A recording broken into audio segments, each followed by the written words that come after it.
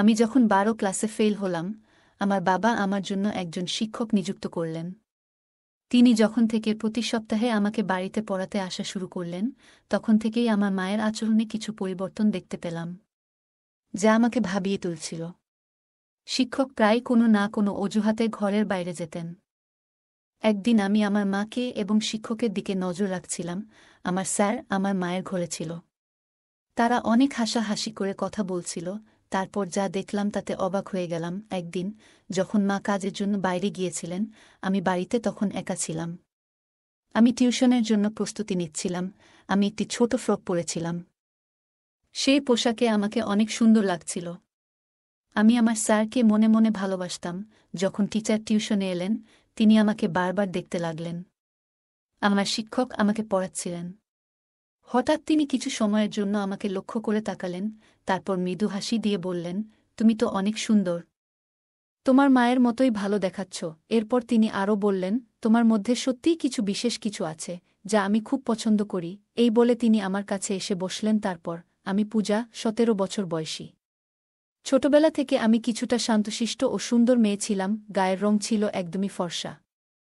আমার জীবনে এমন কিছু ঘটে যাবে আমি কখনো ভাবিনি।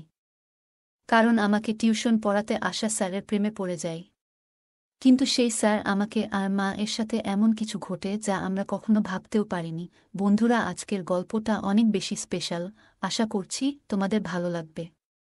গল্পগুলো ভালো লাগলে ভিডিওটি লাইক, শেয়ার এবং চ্যানেলটি সাবস্ক্রাইব করো। সাধারণত আমি কলেজে যাওয়ার কথা ছিল, কিন্তু ১২ ক্লাসের গণিতের কারণে আমার পরীক্ষা ফলাফল খারাপ হয়েছিল।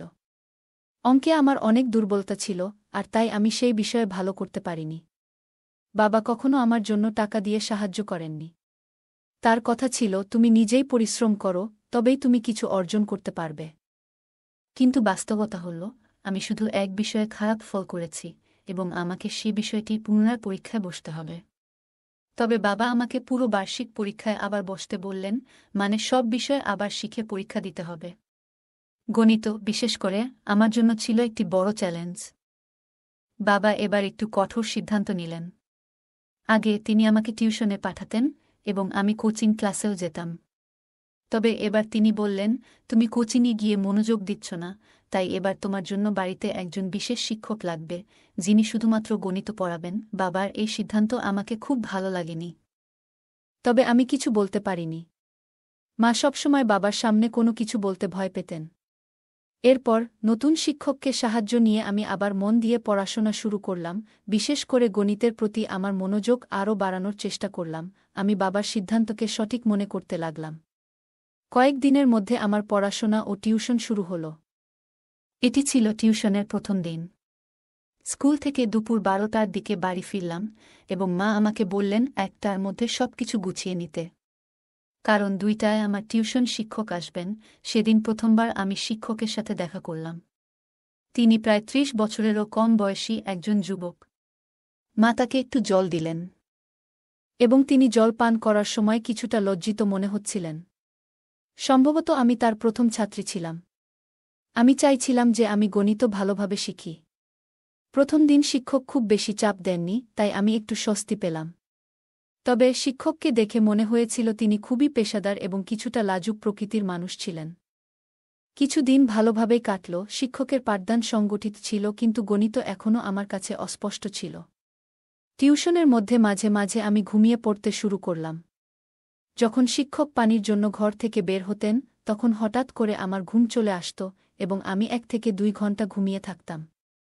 শিক্ষক কখনোই আমার এ বিষয়ে কিছু বলেননি বা মার কাছে অভিযোগ করেননি।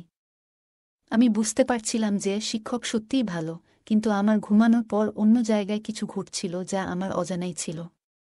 মা এবং শিক্ষকের মধ্যে কিছু চলছে, কিন্তু তাতে আমার দৃষ্টি পড়ছিল না। আমি কিছুই বুঝতে পারছিলাম না। আমার চোখের আড়ালে কিছু একটা ঘটছিল। একদিন টিউশন চলাকালীন হঠাৎ করে আমার কাশি হতে লাগল এবং তা বন্ধ হতে চাইছিল না। আমার কাশি করতে দেখে শিক্ষক আমার পিঠে হাত দিলেন। কাশির শব্দ মায়ের কাছে পৌঁছালে তিনি তাড়াতাড়ি জল নিয়ে এলেন। সেই সময়েও আমি শিক্ষকের উপর নজর রেখেছিলাম। মায়ের হাত থেকে পানির গ্লাস যখন শিক্ষক নিলেন, তখন তাদের হাত একসাথে লাগার মতো হল। এটি দেখে একটু অস্বস্তি অনুভব করলাম এবং কেন জানি মায়ের উপর রাগও হচ্ছিল। তখন আমার মনে কি চলছে তা আমি নিজেই বুঝতে পারছিলাম না। পরবর্তীতে শিক্ষক আমাকে নিজের হাত দিয়ে পানি দিলেন। তিনি আমার কাছাকাছি আসছিলেন এবং আমার মধ্যে এক অদ্ভুত অনুভূতি শুরু হল। এই অনুভূতিগুলি কি তা আমি জানি না, সে সময় আমি এটি ঠিকভাবে বুঝতে পারিনি। পরের দিন স্কুলে গিয়ে বিরতির সময় আমার দেখা হয় আমার বন্ধু তানিয়ার সঙ্গে। তানিয়া আমার পুরনো বন্ধু এবং আমরা দুজনেই 12 ক্লাস পর্যন্ত একসাথে পড়েছি। সে আমার মতো ফেল করেনি, তাই কলেজে ভর্তি হয়েছে। সেদিন আমি তানিয়াকে একটি ছেলের সাথে দেখলাম। আমি জিজ্ঞেস করলাম, তুমি সবসময় এই ছেলের সাথে সময় কাটাও কেন? সে উত্তর দিল, এটা আমার বয়ফ্রেন্ড। তার উত্তর শুনে আমি তাকে বোঝাতে লাগলাম, তানিয়া, এত কম বয়সে এসব তোমার জন্য ঠিক নয়। প্রেমের জন্য হয়তো এখনো সময় রয়েছে। তখন তানিয়া হেসে বলল, পূজা, কলেজ লাইফ তো এসবই করার জন্য। কলেজে যাওয়া মানেই এরকম কিছু। আমি যদিও কলেজে ছিলাম না, তবুও মনে হতে লাগল যে বয়ফ্রেন্ড থাকা জরুরি। তানিয়া বলল, দেখো, কলেজে প্রায় সব মেয়েরই বয়ফ্রেন্ড আছে। তুমি এখনও স্কুলে, তাই হয়তো বয়ফ্রেন্ড গার্লফ্রেন্ড সম্পর্কের ব্যাপারে তোমার ধারণা খুব স্পষ্ট নয়। আমি বুঝানোর চেষ্টা করছিলাম যে এটি সঠিক নয়, কিন্তু এর মধ্যে সে হেসে বলল, তাহলে কি তোমারও কোনো বয়ফ্রেন্ড আছে? তার এই প্রশ্নে কিছুটা বিব্রত হয়ে আমি বললাম, না। আমার কিছুটা ধীরতা দেখে তানিয়া বলল, পূজা, তুমি 12 ক্লাসে পড়ছ বটে, কিন্তু তা বলে তোমার বয়স তো আমার সমান। যদি তোমারও কারো সাথে বন্ধুত্ব করার ইচ্ছা থাকে, তাহলে মনে রাখবে, এটা শুধু কলেজের জন্য নয়। যদি কাউকে ভালো লাগে তবে তার সাথে কিছু সময় কাটাতে ভয় পাবে না। তানিয়ার কথাগুলো আমাকে ভাবাতে লাগল। মনে হল, যদিও আমি কলেজে নেই, তবুও আমার বয়স এমন যে আমি এসব অভিজ্ঞতা নিতে পারি। সে তখন বলল, যদি তোমার কারোর সাথে বন্ধুত্ব করতে হয়, তাহলে আমি তোমাকে আমার বয়ফ্রেন্ডের এক বন্ধুর সাথে পরিচয় করিয়ে দিতে পারি। আমি সঙ্গে সঙ্গে জানিয়ে দিলাম, না, আমি সেই জন্য প্রস্তুত নই। কারণ আমার বয়সের ছেলেদের প্রতি আমার বিশেষ আগ্রহ ছিল না। গত কিছুদিন ধরে আমার নজর কেবল আমার টিউশন টিচারের প্রতি ছিল। কখনো কখনো অনিচ্ছাকৃতভাবে টিচারের হাত আমাকে স্পর্শ করলে এক ধরনের অনুভূতি আমার মনে জেগে উঠত। তানিয়ার সাথে কথা বলে আমি বুঝতে পারলাম, যখন কাউকে ভালোবাসা হয়, তখন এ ধরনের অনুভূতি হতে পারে। এখন আমি বুঝতে পারলাম যে আমার টিউশন টিচার আমাকে ভালো লাগছে, আর তাদের বয়সের বিষয়টি আমার কাছে অপ্রধান হয়ে পড়ে। আমি সিদ্ধান্ত নিয়েছিলাম, শীঘ্রই আমি আমার অনুভূতি আমার টিচার এর সাথে শেয়ার করব। আমি নিশ্চিত ছিলাম যে সে আমার প্রস্তাব নাকচ করবেন না। কারণ আমার সৌন্দর্য বিশেষভাবে আকর্ষণীয়। সেদিন যখন আমি স্কুল থেকে বাড়ি ফিরলাম, মায়ের কিছু বলার আগেই আমি টিউশনে যাওয়ার জন্য প্রস্তুত হয়ে গেলাম। আমাকে তাড়াতাড়ি প্রস্তুত দেখে মা আমাকে প্রশংসা করে বললেন, আজ তো তুমি দারুণ প্রস্তুতি নিয়ে এসেছ। মা জানতেন না আমি কেন এত তাড়াহুড়ো করেছিলাম। কিছুক্ষণ পরে টিচার যখন আমার বাড়িতে এলেন, আমি শুধু তার দিকে তাকিয়েছিলাম। যখন স্যার আমাকে পড়াচ্ছিলেন, তখন আমার মন পড়ার দিকে ছিল না, বরং আমি তার দিকে মনোযোগী ছিলাম। হঠাৎ তার দৃষ্টি আমার দিকে পড়লে আমি তৎক্ষণাৎ অন্যদিকে তাকিয়ে গেলাম। টিচার বললেন, আমি একটু পানি পান করতে যাচ্ছি। তুমি এই প্রশ্নটা সমাধান করো। আমি মাথা নেড়ে সম্মতি জানালাম, কিন্তু আমার মন পড়ার উপর ছিল না, বরং আমার ক্রাশের দিকে। আমি তাকে মনে মনে ভালোবাসতে শুরু করছিলাম।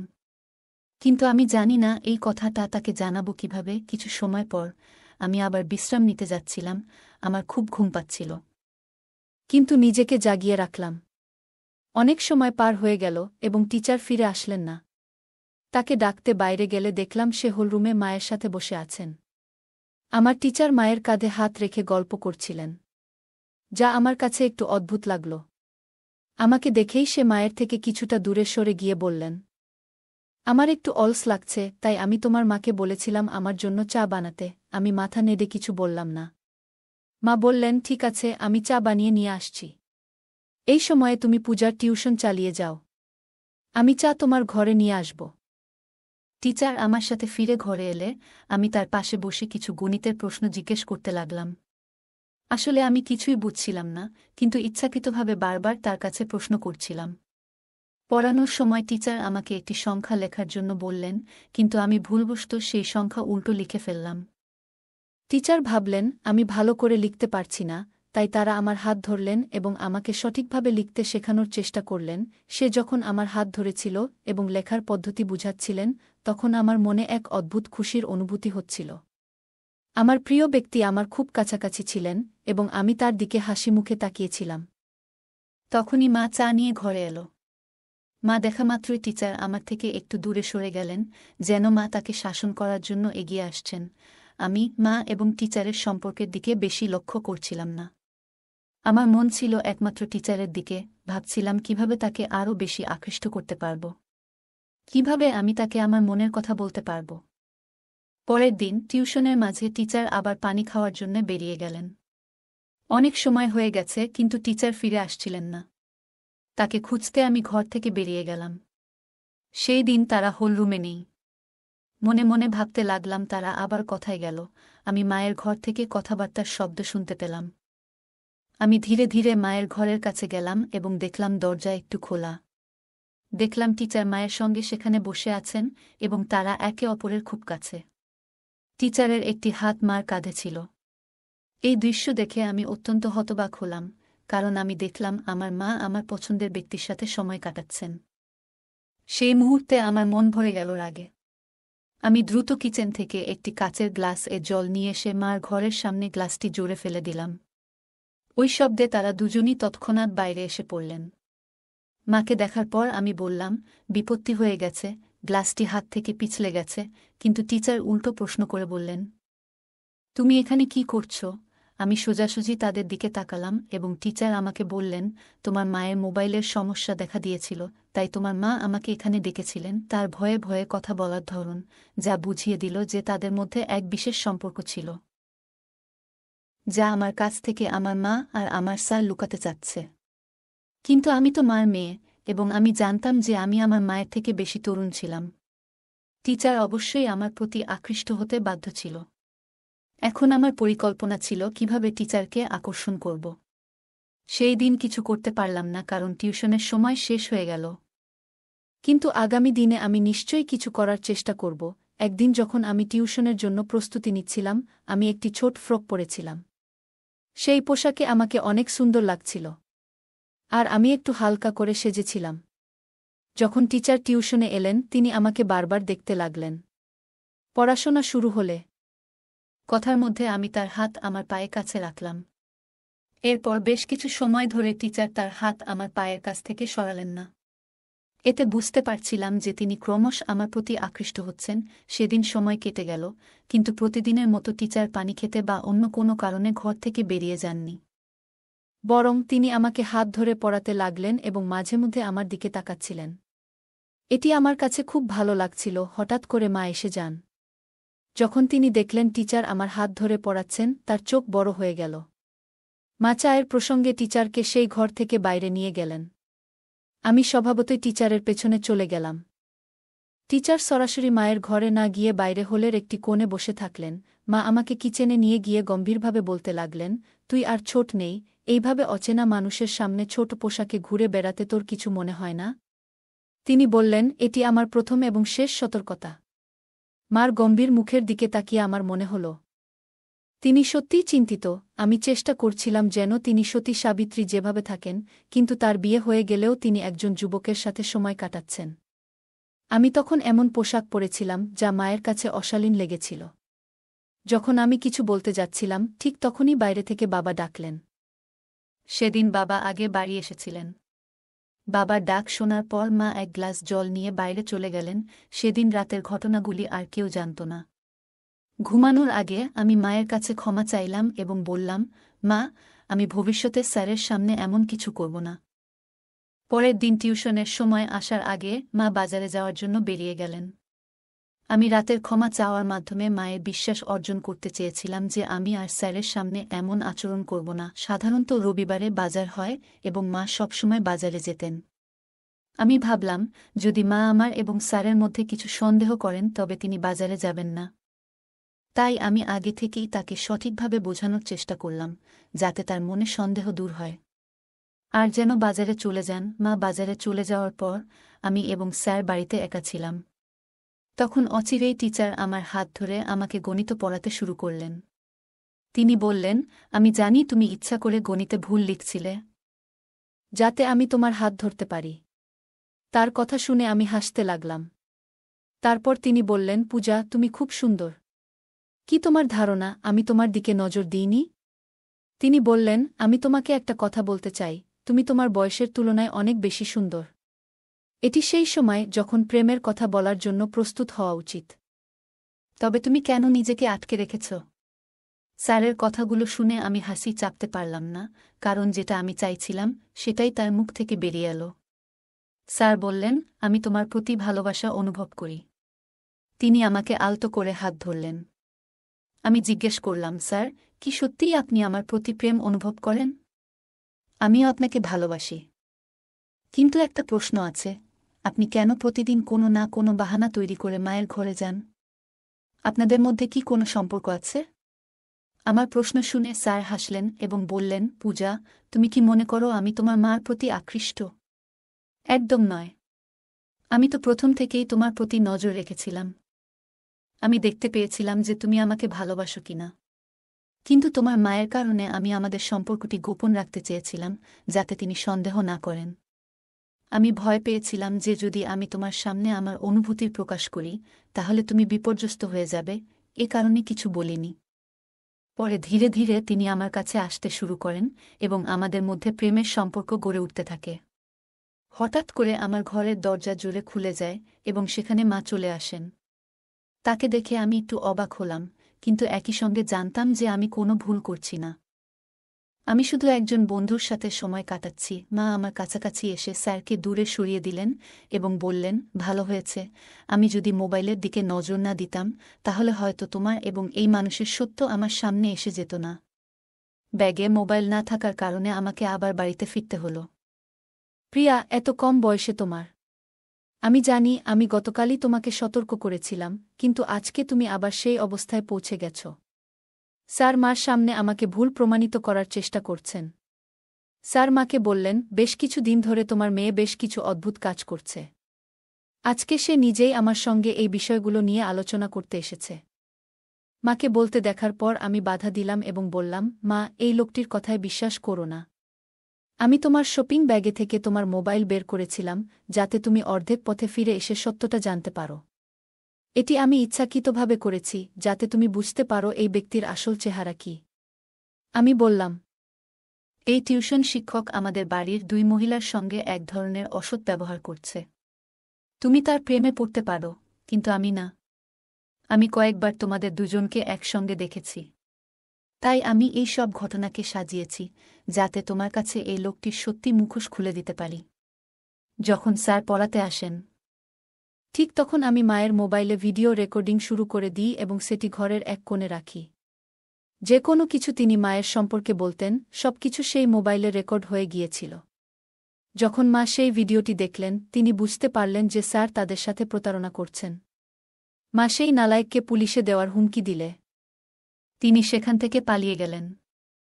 এরপর মা বললেন, পূজা, আমি অনেক ভুল করেছি, আমি জানি। কিন্তু আমি কি করব? তোমার বাবা আমাকে তেমন সময় দেন না। যেদিন তোমার টিউশন শিক্ষক বাড়িতে এসেছিল, সেদিন থেকেই তার সাথে আমার কথা বলা শুরু হয়। তখন আমি মনে করেছিলাম সে আমার মন বুঝতে শুরু করেছে। তার মিষ্টি কথায় আমি এমনভাবে আবদ্ধ হয়ে পড়েছিলাম যে তার স্বার্থপর প্রেমকে আমি সত্যিকারের মনে করতে শুরু করেছিলাম। আমি তো এতটাই তার প্রেমে মজেছিলাম যে তোমার কথা পর্যন্ত ভুলে গিয়েছিলাম। মা আরও বললেন, আমি সেই নালায়েকের সাথে বিয়ে করার কথা ভাবছিলাম, কিন্তু জানতাম না যে তার তোমার প্রতি এমনই ঘৃণ্য দৃষ্টি রয়েছে। সে আমার সাথে প্রেমের নাটক করে, কিন্তু তোমার সাথেও সময় কাটানোর চেষ্টা করছিল, এটি আমি বুঝতে পারিনি। তোমার বাবা সব কিছু করেন, যখন আমি যা কিছু চাই তা দেন, কিন্তু শুধু অর্থ দিয়ে একটি সম্পর্ক চলে না। ভালোবাসা ও মতবিনিময়ও প্রয়োজন। কিন্তু আমাদের মধ্যে তো এসব কিছুই ছিল না। এই কারণে যখন আমাকে অন্য একজনের কাছ থেকে একটু ভালোবাসা পেলাম, আমি তাতেই গা ভাসিয়ে দিলাম। আমি সত্যি খুব বড় একটি ভুল করেছি। মা যে ভুল বুঝতে পেরেছিলেন। আমিও স্যারের প্রেমে পাগল হয়ে পড়ছিলাম। কারণ আমার বন্ধুরা, তানিয়া, আমাকে নেতিবাচক বিষয়গুলো সম্পর্কে ভালোভাবে শিক্ষা দিয়েছিল। তানিয়া আমাকে প্রেমের প্রকৃতি সম্পর্কে জানিয়েছিল। কিছুদিন পর সে আমাকে তার ব্রেকআপের গল্প শুনিয়েছিল, যেখানে তার আগে প্রেমিক মিষ্টি কথাবার্তার মাধ্যমে তার কাছে নেতিবাচক আচরণ করেছে এবং পরে সমস্ত সম্পর্ক ছিন্ন করে ফেলে। যে মেয়ে আমাকে প্রেমের অর্থ বোঝালো, সেই মেয়ে আমাকে প্রেম এবং প্রতারণার মধ্যে পার্থক্য বোঝাতে সাহায্য করেছিল। তানিয়া যা জানিয়েছিল তা শুনে আমি সতর্ক হয়ে উঠলাম, এবং এই কারণে আমি মা এবং নিজেকে ওই নালাজুক টিউটরের নজর থেকে রক্ষা করতে পারলাম। ওই ঘটনায় মা আমার সঙ্গে প্রতিজ্ঞা করেছিলেন যে তিনি আর কাউকেই তার অনুভূতি শেয়ার করবেন না। আমিও ঠিক করেছি যে আমি কাউকে অপ্রয়োজনীয় বিষয়গুলোতে জড়িয়ে পড়ব না। আমি মনোযোগ দিয়ে পড়াশোনা করব এবং বাবার স্বপ্ন পূরণ করব। প্রিয় বন্ধুরা, এটা মনে রাখা জরুরি যে জীবনের একজন সঙ্গীর ভালোবাসা কেবল অর্থের উপর নির্ভর করে না। সময় মতো সঙ্গীকে সময় দেওয়া এবং তাদের অনুভূতিগুলো বোঝা জীবনের একটি মৌলিক প্রয়োজন। প্রত্যেক সঙ্গীকে এটি বুঝতে হবে, নইলে যদি হঠাৎ কোনো তৃতীয় ব্যক্তির সামনে আপনার অনুভূতি প্রকাশ করেন, তাহলে ওই ব্যক্তি এটি সুবর্ণ সুযোগ হিসেবে নিতে পারে। ভালোবাসা পাওয়ার জন্য কিছু কথা বলাটা গুরুত্বপূর্ণ, কিন্তু এটি কোনো যুদ্ধ নয়, বরং সঙ্গীর প্রতি সত্যিকারের ভালোবাসা। যে কোনো পরিস্থিতিতেই ভালোবাসা তাদের কাছেই প্রকাশ করতে হয়। জীবনে অনেক সময় আমরা সহজে মানুষের কথায় বিশ্বাস করে ফেলি, কিন্তু গুরুত্বপূর্ণ যে আমরা সব সময় সতর্ক থাকতে পারি। যে ব্যক্তি আমাদের খুব কাছে আসতে চায়, তার উদ্দেশ্য কি তা বোঝা অত্যন্ত জরুরি। ভালোবাসা শুধু মিষ্টি কথায় বা বাহ্যিক আচরণে নয়, বরং এটি ভিত্তি করে একে অপরের প্রতি বিশ্বাস, শ্রদ্ধা এবং আন্তরিকতার ওপর। ভালোবাসা কখনো প্রতারণার মতো হতে পারে না, আর সম্পর্কের মধ্যে সৎ ও খোলামেলা থাকা উচিত। যে কোনো পরিস্থিতিতেই নিজের সম্মান এবং আত্মমর্যাদা রক্ষা করা অত্যন্ত গুরুত্বপূর্ণ। কখনো এমন কোনো পরিস্থিতি তৈরি হলে যেখানে আমাদের সম্মান বা নিরাপত্তা হুমকির মুখে পড়বে, তখন তা থেকে বের হয়ে আসতে হবে। এখানে স্যারের আচরণ ছিল প্রতারণামূলক, তবে মা প্রথমে তা বুঝতে পারেননি। গল্পটি আমাদের শেখায় প্রেম এবং সম্পর্কের মধ্যে স্পষ্ট পার্থক্য থাকা উচিত। ভালোবাসা কখনো কারো দুর্বলতা বা অপব্যবহার করে না, তা একে অপরের সম্মান ও সহযোগিতায় ভিত্তি করে গড়ে ওঠে। কখনো যদি কোনো সম্পর্কের মধ্যে একপাক্ষিক বা একতরফা কিছু ঘটে, তবে সেটি প্রেম নয়, বরং প্রতারণা। গল্পের শেষে মা ও পূজা একসঙ্গে সিদ্ধান্ত নিয়েছিল যে তারা আর কাউকেই নিজেদের জীবনে সময় দিতে বা তাদের অনুভূতিতে জায়গা দিতে চাইবে না, যারা তাদের নিরাপত্তা বা মনের শান্তিকে ক্ষতিগ্রস্ত করতে পারে। এই সিদ্ধান্ত তাদের জীবনে ইতিবাচক পরিবর্তন আনতে সাহায্য করেছিল। নেতিবাচক পরিস্থিতি থেকেই মানুষ অনেক কিছু শিখে এবং তার থেকে উপযুক্ত সিদ্ধান্ত নিয়ে নিজেদের জীবনকে সুন্দর করে তুলতে পারে। বন্ধুরা, যদি এই গল্পটি ভালো লেগে থাকে, তাহলে দয়া করে ভিডিওটি লাইক করুন এবং আমাদের চ্যানেলটি সাবস্ক্রাইব করুন। পাশে থাকা বেল আইকনটি প্রেস করুন, যাতে করে আমরা যখনই নতুন ভিডিও আপলোড করি, তার নোটিফিকেশন সবার আগে আপনার কাছে পৌঁছে যায়। ধন্যবাদ। দেখা হবে আমাদের পরবর্তী ভিডিওতে।